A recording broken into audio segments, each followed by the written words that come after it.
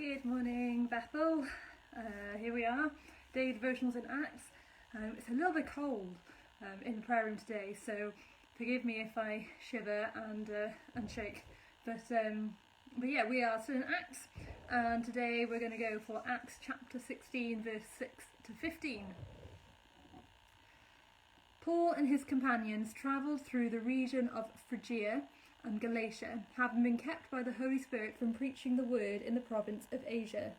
When they came to the border of Mysia, they tried to enter Bithynia, but the Spirit of Jesus would not allow them to. So they passed by Mysia and went down to Troas. During the night, Paul had a vision of a man of Macedonia standing and begging him, "Come over to Macedonia and help us." After Paul had seen the vision, we got ready at once to leave for Macedonia, concluding that God had called us to preach the gospel to them. From Troas we put out to sea and sailed straight for Samothrace, and the next day we went to Neapolis. From there we travelled to Philippi, a Roman colony and the leading city of the district of Macedonia, and we stayed there several days. On the Sabbath we went outside the city gate to the river, where we expected to find a place of prayer. We sat down and began to speak to the women who had gathered there. One of those listening was a woman from the city of Thyatira named Lydia, a dealer in purple cloth. She was a worshipper of God. The Lord opened her heart to respond to Paul's message. When she had the members of her household were baptized, she invited us to her home. "If you consider me a believer in the Lord," she said, "come and stay at my house." And she persuaded us. This is actually a really interesting passage. It really spoke to me this morning when I was preparing.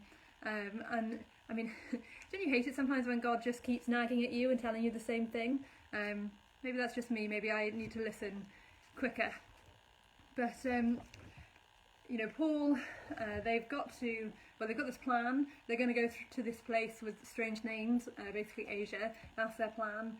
But the Spirit of God stops them. So they think, okay, we'll try this way. And they try and head north up towards, I think it's a bit of Turkey. And the Spirit of God stops them. And do you know, there's the phrase in there about God closing doors. I can't think of the phrase now. I almost had it in Latin then. Yay for year 8 Latin. But yeah, sometimes we can make a plan. And we can think this is where we're going. And then God can close a door. And that can be really hard and really disheartening and really frustrating. For our younger guys, it might be having applied for a college and thinking this is the one, and then God closes that door. Or it might be that you went for a job, for a promotion, and God closes that door and you think, you know what, I thought that was where I was meant to go. I thought that was the next step. And then God shuts the door. And it's really easy for us to just kind of wallow and to think, I thought that was the plan and now it's not the plan and I'm really disappointed. But actually, every time a door is closed, it's an opportunity to go in a different direction, to go in a new direction, to go on a new adventure.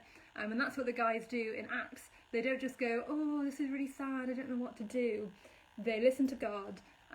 He gives them a fantastic dream of this man coming to Macedonia, and then they go. And it doesn't make sense to them because they had a plan. The plan was Asia, and then it was Turkey, not Macedonia.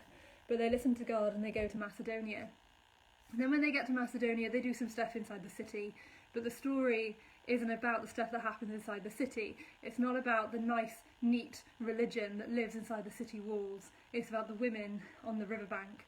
And this isn't an anti-man thing. Those women, for whatever reason, didn't feel like they fitted in the religious world, in the conventions of the religious world. And so they met on the river, and they met with God, and they met with Jesus, and they learnt, and they grew, and they baptised. And I'm just looking through my Bible to try and find the beginning of Philippians, because it was on that riverbank with those women. That's where the church in Philippi started.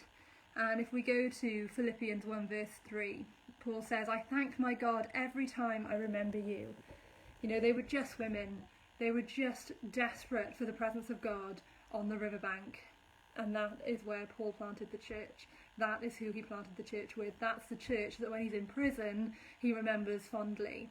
And I think sometimes we get caught up inside the walls, inside the religious convention, when really God is doing something out there on the riverbank, and we need to be part of that, and we need to grow in that. So my challenge for you this morning is to go on the new adventure, to go in the new direction. If God is shutting doors, don't resent him, just look for the new direction, look for the riverbank where God is meeting with people and where churches are being planted. See you again.